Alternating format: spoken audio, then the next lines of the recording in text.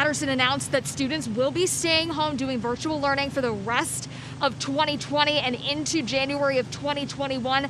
Mayor Andre Sayegh joining us now. Thank you, Katie. So tell me about the decision last night. What factors went into it, and how difficult it was to make that call? That's the operative word. It is a difficult decision because you got to look at it from both sides, right? I hear from parents, they're frustrated. Their children have been home since March, and there have been some issues with virtual learning. However, the school district has provided Chromebooks for students, and I've been providing Chromebooks for students.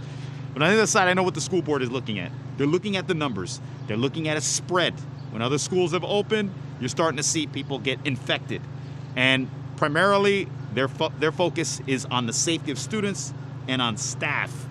And obviously, as the mayor, we've done a very good job here in Paterson of slowing the spread. We want to continue to do that.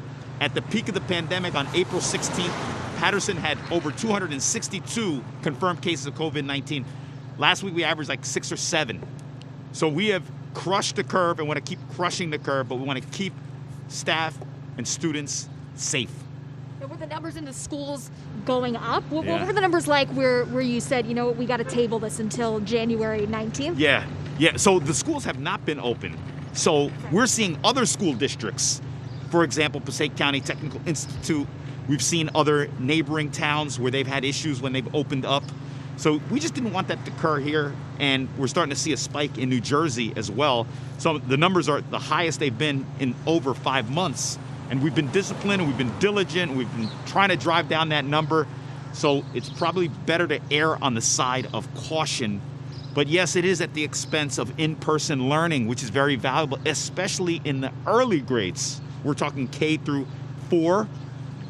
It's vital to have that in-person experience. So that's why I said, like, there's two sides to it. And I am hearing from the parents. They call my office all the time. Mayor, send our children back to school. Now, do students they all have their Chromebooks? Are all the students within the district equipped for virtual learning through at least January? Yes. As far as the last report I've received, they all have Chromebooks.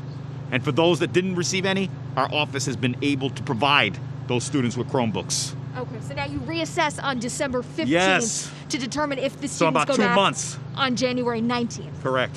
Okay, as of right now, I mean, I know it's very far out, but do you foresee a situation where school may be virtual for the entire year? It is very possible. Let's see.